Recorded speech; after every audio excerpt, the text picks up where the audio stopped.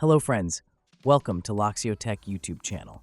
In this video, I will show you how to open and install applications that come in ISO image file format in Windows 10 or Windows 11.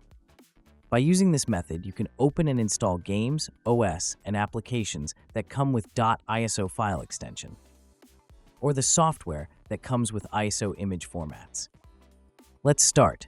Here is an ISO image file of Adobe Photoshop. If you want to install this Photoshop, then you need to mount that ISO image to a virtual drive. If you are using Windows 10 or 11 operating system, then you don't need to install any third-party virtual drive applications to open it. Windows 10 and 11 have a built-in virtual image drive option. Just double-click that ISO file and choose the Windows Explorer option. Right now, the ISO file is mounted and opened. Now you can browse the files and folders in that ISO image file. Here, you can see that an additional drive is enabled and the ISO image is mounted in that drive. Double-click that drive to execute the installation setup and follow the instructions to install it. You can open and browse any ISO image file in Windows 10 and 11 by using this method.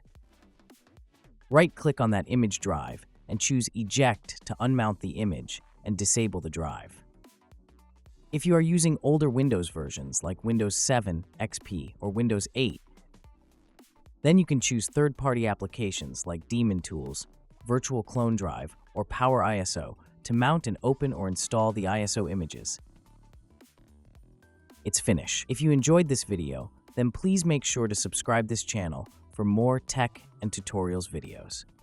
Also make sure to hit the bell icon to get the future upload notifications. And leave a comment if you have any suggestions or doubts. Please share with your friends. Thanks for watching. I hope you had a good time.